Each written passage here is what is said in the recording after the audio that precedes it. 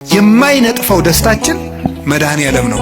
የልቡናችን ደስታ፣ የነፍሳችን ረሃብ፣ ጥጋባችን፣ የልቡናችን ዘውድ፣ የሰውነታችን ትምክት እርሱ ክርስቶስ ነው። የማይወሰድ ሀብት ክርስቶስ ነው።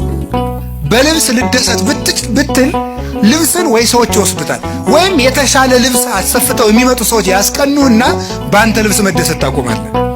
በጤና ብትደሰት ሲያምህ ይከፋል። በመልክ ብትደሰት ስታረጅ ይከፋል። በሚስታችሁ ብትደሰቱ ስትሞት ይከፋችኋል። በባል ብትደሰቱ ሲሞት ይከፋል። ቅዱስ ጎርጎርዮስ እንደተናገረ በሀብት ብትደሰቱ ስታጡት ትከፋላችሁ። በሹመት ብትደሰቱ ስትሻሩ ይከፋችኋል። በክርስቶስ ብትደሰቱ ግን ማንም አይወስድባችሁ። እሱን ማን ይነጥቀናል? ሁሉ ይወሰዳል። የማይወሰድ ሀብት ክርስቶስ ነው። ስለዚህ ቅዱስ ጳውሎስ ምን አለ? እላችኋለሁ በክርስቶስ ደስ ይበላችሁ አለ። እላችኋለሁ በማን ደስ ይበላችሁ አለ? ደግሜ እላችኋለሁ በክርስቶስ ደስ ይበላችሁ አለ። ሁልጊዜ በጌታ ደስ ይበላችሁ አለ። ለምን ነው ሁልጊዜ በጌታ ደስ ይበላችሁ?